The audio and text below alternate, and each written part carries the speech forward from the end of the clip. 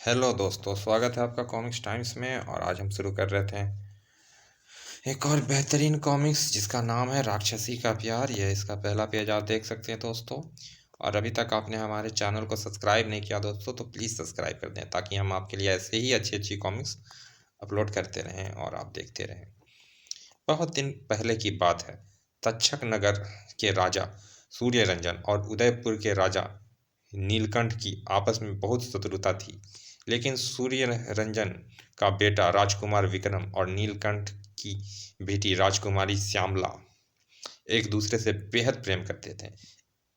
एक दिन, श्यामला, आज तो बहुत देर हो गई, अब मुझे लौट जाना चाहिए।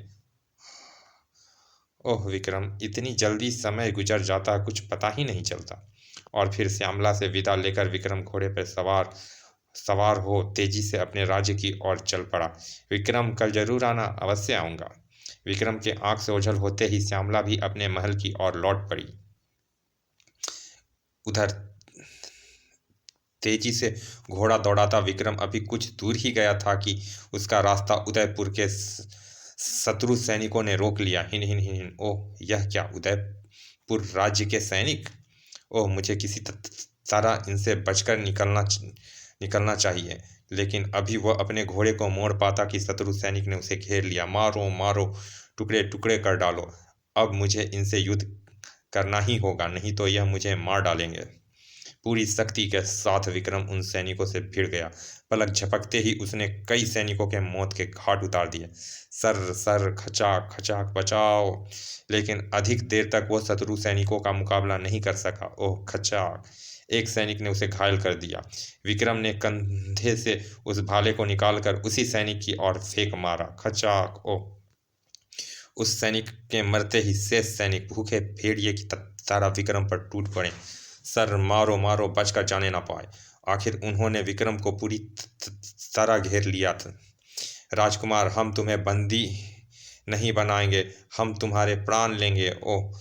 विक्रम के जीवन और मृत्यु के बीच कुछ ही पल का अंतर रह गया था कि तभी एक चमत्कार हो गया। सर! Oh sir! आह, मारा! अरे यह क्या हो रहा है? कौन मार रहा है इन सैनिकों को? एक एक करके सब सैनिक अज्ञात दिशा से आने वाले बाणों के शिकार होते चले गए। विक्रम सिंह हैरान यह सोच ही रहा था कि समीप के पेड़ों की झुरमुट से एक नवयुवक मुस्कुराता हुआ उसकी ओर बढ़ा। इतने हैरान ना हो राजकुमार, का कौन हो तुम? शत्रु सैनिकों को मारकर तुमने मेरी सुरक्षा क्यों की? यह मेरा कर्तव्य था राजकुमार। मेरा नाम सूरज है और मैं आपके ही राज्य का निवासी हूँ। विक्रम अपने को नहीं रोक सका और जल्दी से घोड़े से उतरकर सूरज की ओर बढ़ा। सचमुच तुम देशभक्त ही नहीं, बहुत साहसी और शक्तिशाली भी हो। आज से तुम मेरे मित्र बनकर रहोगे सूरज। कुछ देर बाद दोनों साथ साथ तक्षक नगर की ओर लौट रहे थे। विक्रम सूरज के बाणों से बहुत प्रभावित हुआ। वह सूरज से उसकी शस्त्र शिक्षा के बारे में जानना चाहता था। आखिर उसने पूछ ही लिया। सूरज, तुम शस्त्र विद्या में बहुत निपुण हो। किस आचार्य से तुमने शस्त्र शिक्षा प्राप्त की है?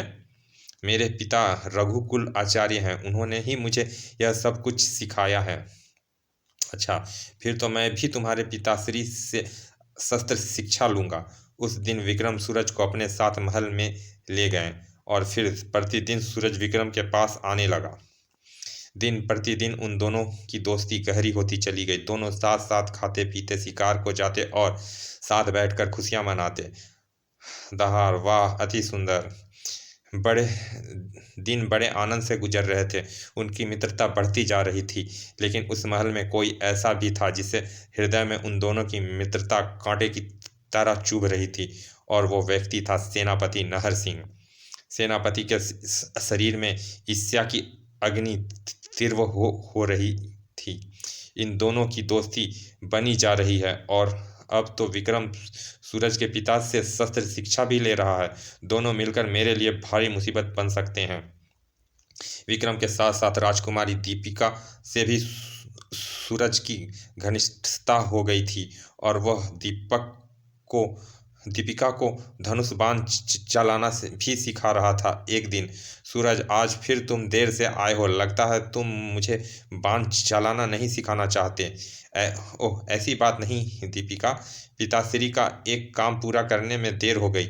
चलो, आज तो क्षमा कर देती हूँ, लेकिन कल देर देर की तो दंड मिलेगा। तभी दोनों एक दूसरे का हाथ पकड़कर जोर जोर से हंस पड़े। हा हा हा हा हा हा हा। तभी वे दोनों अपनी हंसी में खोए हुए थे कि तभी सेनापति नाहर सिंह वहां से गुजरा। राजकुमारी दीपिका और सूरज, अब बस, अब देर ना करो करो घोड़े तैयार हैं, आज हम नदी किनारे जाएंगे। हाँ ठीक है, चलो। सेनापति के मस्तिष्क में ईर्ष्या की लपटें और ऊंची उठी।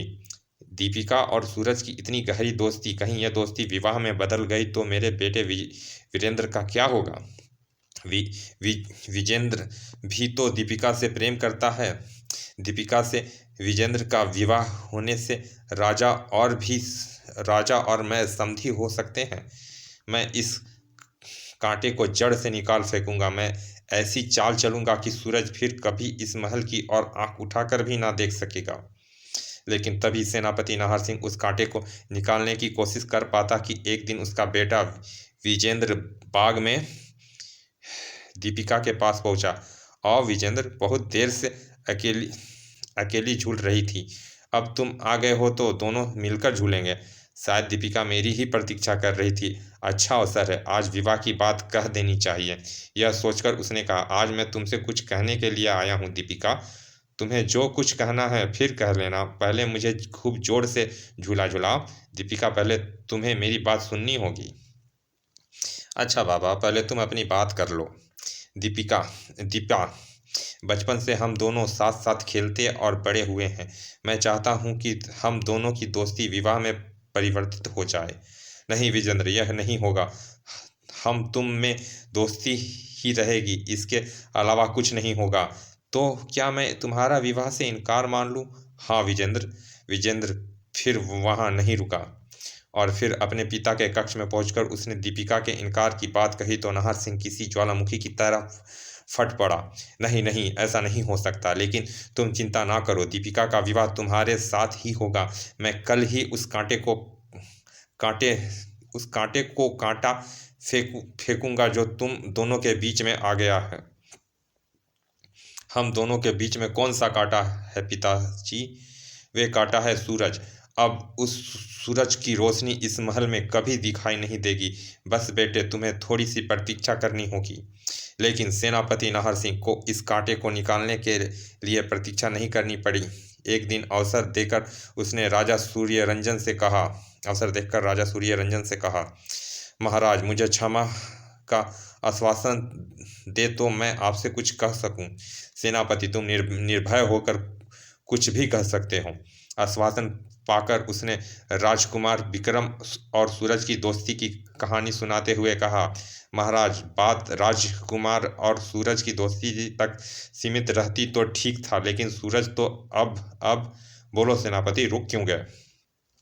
महाराज, कैसे कहूँ, यह छोटे घर का लड़का सूरज अब राजकुमारी दीपिका को अपने प्यार के जाल में फंसाने की कोशिश कर रहा है ताकि वह राजकुमारी से विवाह कर सके। नहीं नहीं, हम इस सूरज को दीपिका की परछाई भी नहीं छूने देंगे। महाराज, लोग तो अब इस दोस्ती पर भी उंगलियां उठाने लगे हैं। कहाँ अपने राजकुमार और कहाँ वह गरीब ब्राह्मण का बेटा सूरज। महल और झोपड़ी में मित्रता कैसी महाराज? पाँव की धूल सूरज महल की रोशनी बनना चाहता है। तुम ठीक कहते हो सेनापति, सूरज इस महल की परछाई तक स्पर्श नहीं कर पाएगा। हम सूरज को इस राज्य से निष्कासन का आदेश दे देते हैं। मन ही मन खुश होते हुए सेनापति ने कहा, महाराज, यदि राजकुमार विक्रम ने विरोध किया तो हमारा पुत्र राज आज्ञा का विरोध नहीं कर सकता। सेनापति आदेश का तुरंत पालन करने के लिए बाहर निकल गया। सेनापति से आदेश मिलते ही सैनिक का एक दल तेजी से घोड़े दौड़ाता सूरज के घर पहुंचा। घोड़ों की टापों की आवाज़ सुनकर सूरज बाहर निकला। सूरज, हमें महाराज ने आदेश दिया है कि तुम्हें इस राज्य से बाहर निकाल दिया जाए। तुम्हें इसी समय हमारे साथ चलना होगा। राज्य से निष्कासन? लेकिन महाराज ने ऐसा आदेश क्यों दिया है? यह सब हम नहीं जानते। तुम्हें इसी समय हमारे साथ चलना होगा। ठहरो, मैं राजकुमार से एक बार मिलना चाहता हूँ। नहीं, हम नहीं रुक सकते। हमें आदेश है कि तुम्हें तुरंत इस राज्य से बाहर निकाल दिया जाए, और यदि तुमने आदेश की अवहेलना की तो हम तुम्हें बंदी बनाकर ले जाएंगे।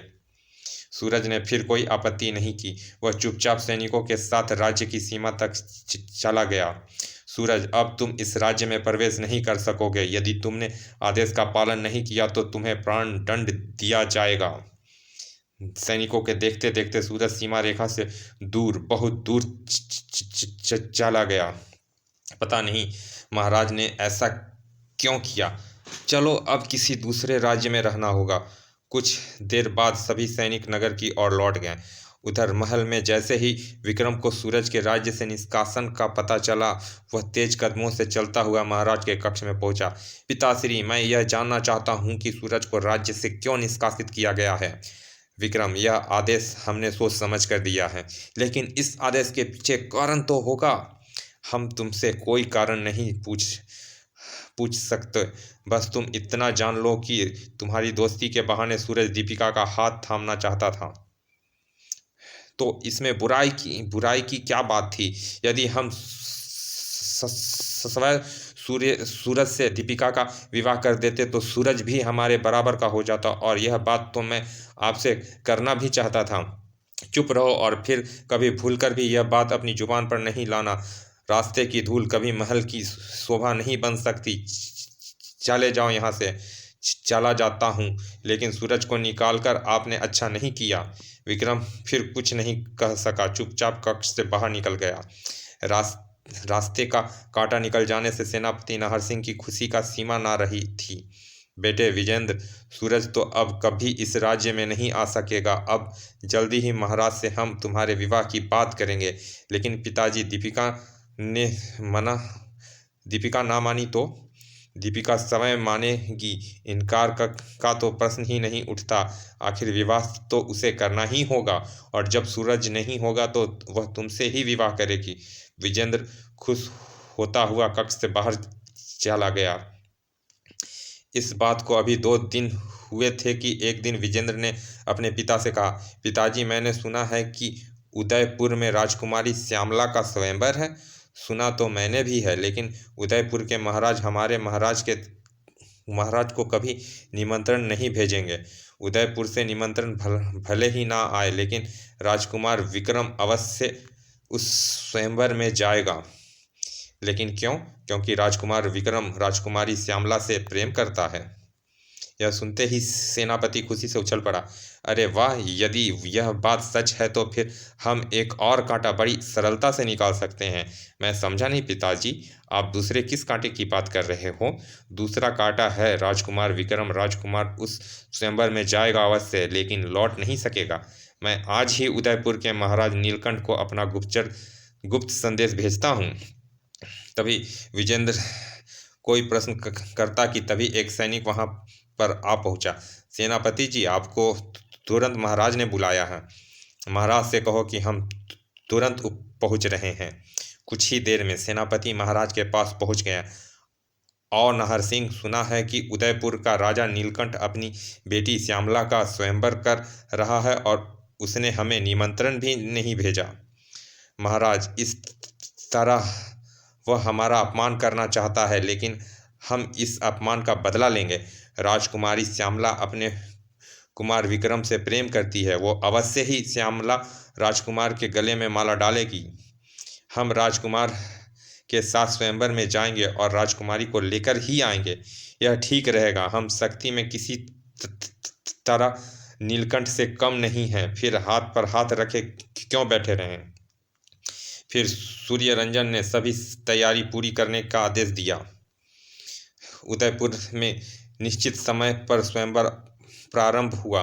अनेक राज्यों के राजकुमार उस स्वयंवर में उपस्थित थे। राजकुमार विक्रम भी परिवर्तित रूप में वहां पहुंच चुका था, लेकिन उधर सेनापति नाहर सिंह उदयपुर के राजा नीलकंठ से किसी दूसरी ही मंत्रगणना में खोया हुआ था। क्या बकते हो नाहर सिंह?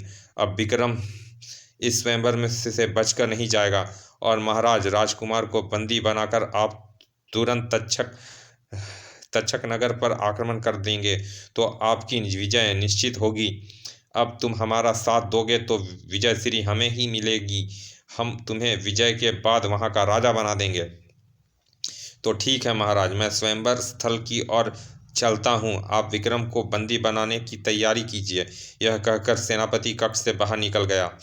राजा नीलकंठ ने अपने सेनापति को बुलाकर राजकुमार विक्रम को बंदी बनाने का आदेश दिया। सेनापति, राजकुमार विक्रम किसी तरह यहाँ बचकर भागने नहीं पाए। उसको बंदी बनाने के बाद हमें शीघ्र ही तक्षक नगर पर आक्रमण करना है। आप निश्चिंत रहें महाराज, हम अवश्य सफल रहेंगे। राजा नीलकंठ के पहुंचते ही स्वयंवर प्रारंभ हुआ। राजकुमारी श्यामला जयमाला लेकर आगे बढ़ी। सीधे चलते हुए वो विक्रम के पास पहुंची। जयमाला डालने के लिए उसने हाथ उठाए ही थे कि राजा नीलकंठ का तीव्र स्वर गूंज उठा। ठहरो राजकुमारी। हैं? नीलकंठ तेजी से चलकर राजकुमारी के पास पहुंचा। यह हमारे शत्रु सूर्यरंजन का बेटा विक्रम है। सैनिकों, बंदी बना लो इसको। नहीं। बहुत से सैनिक तेजी से भागे बढ़े तो विक्रम तेजी से राजकुमारी की ओर बढ़ा और उसका हाथ पकड़कर सैनिकों से बोला, नहीं, कोई आगे नहीं आएगा। मैं राजकुमारी को ले जा रहा हूँ। यदि किसी ने रोकने की कोशिश की तो इस स्वयंवर को युद्ध स्थल में परिवर्तित कर दूंगा। विक्रम ने सीटी बजाई तो उसका घोड़ा वहां दौड़ा चला आया। राजकुमारी के साथ घोड़े पर सवार हो विक्रम वहां से भाग निकला। सैनिक, पीछा करो, वह बचकर न जाने पाए। कुछ ही देर में सैनिकों ने उसे घेर लिया। मारो मारो, बचकर ना जाने पाए। खच्चा, ओह, आह। विक्रम बहुत बहादुरी से लड़ा लेकिन सैनिकों से घिरता चला गया। ओह, अब सैनिकों से बचना मुश्किल है। लेकिन अभी तक सेनापति क्यों नहीं आए? कहीं वह भी तो शत्रु सैनिकों से नहीं घिर गए? मारो मारो, सेनापति को वहां नहीं आना था और वो नहीं आया। राजकुमार विक्रम को सैनिकों ने बंदी बना लिया। सेनापति नाहर सिंह अपने विश्वसनीय सैनिकों के साथ तक्षक नगर की ओर लौट गया। अगले दिन का सूर्य तक्षक नगर के लिए खून बिखेरता उदय हुआ था। सूर्योदय के साथ ही नीलकंठ ने भारी सेना के साथ आक्रमण कर दिया। राजा नीलकंठ की जय। मारो मारो। इस अप्रत्याशित आक्रमण के लिए सूर्य रंजन तैयार था, लेकिन राजकुमार विक्रम के बंदी बना लिए जाने के कारण कुछ निर्बल अनुभव कर रहा था। सैनिकों, आगे बढ़ो, विजय हमारी ही होगी। उधर राजा नीलकंठ शत्रुओं को गाजर मूली की तरह काटता हुआ सूर्य रंजन की ओर बढ़ रहा था। खचाक, ओह। कुछ ही देर में वो सूर्य रंजन के सामने पहुंच गया। ओह सूर्य रंजन, आज तुम मेरे हाथों से नहीं बच सकोगे। तुम्हें बंदी बनाकर मैं अपने अपमान का बदला लूंगा। खचाक। वीर कहते नहीं, करके दिखाते हैं। नीलकंठ, मेरे वार को संभालो। ओह, सचमुच शक्तिशाली प्रहार है। सूर्य रंजन के प्रहार से नीलकंठ भयभीत हो उठा। अगले ही क्षण सूर्य रंजन का एक भरपूर प्रहार नीलकंठ के जीवन लीला समाप्त कर देता कि तभी सेनापति नाहर सिंह के प्रहार ने सूर्य रंजन को शस्त्रहीन कर दिया। खनाक, ओ सैनिक, बंदी बना लो सूर्य रंजन को। हैं? सूर्य रंजन को बंदी बना लिया गया तो उसके सैनिकों ने आत्मसमर्पण कर दिया। राजा नीलकंठ ने नाहर सिंह से कहा, शाबाश नाहर सिंह, तुमने अपना वायदा पूरा किया और अब हम तुम्हें इस विजय के लिए बहुत बड़ा पुरस्कार देंगे। ओह सेनापति नाहर सिंह, तुमने हमारे साथ विश्वासघात किया है। अगले दिन राजा नीलकंठ ने तक्षक नगर के दरबार में घोषणा की, तक्षक नगर वासियों, आज से यह नगर हमारे अधीन रहेगा। हम सेनापति नाहर सिंह को राजगद्दी पर बैठाएंगे। सूर्य रंजन को हम उदयपुर के कारागार में रखेंगे और विक्रम भी वहीं बंदी बनकर रहेगा। सेनापति के राजगद्दी पर बैठाकर नीलकंठ अपने राज्य में लौट आया। राजगद्दी पर बैठते ही नाहर सिंह ने राजकुमारी दीपिका को बुलाया। दीपिका, भले ही तुम्हारे पिता हमारे बंदी हैं, लेकिन हम फिर भी अपने बेटे विजेंद्र से तुम्हारा विवाह करने के लिए तैयार हैं। नहीं, मैं विश्वासघाती के बेटे से कभी विवाह नहीं करूंगी। चलिए दोस्तों, इस कॉमिक्स का पहला भाग यहाँ समाप्त करते हैं। मिलते हैं इसके दूसरे भाग में। और अभी तक आपने हमारे चैनल को सब्सक्राइब नहीं किया दोस्तों, तो प्लीज़ सब्सक्राइब कर दें ताकि हम आपके लिए ऐसे ही अच्छी अच्छी कॉमिक्स लाते रहें। चलिए मिलते हैं इसके दूसरे भाग में, तब तक के लिए धन्यवाद। पिता।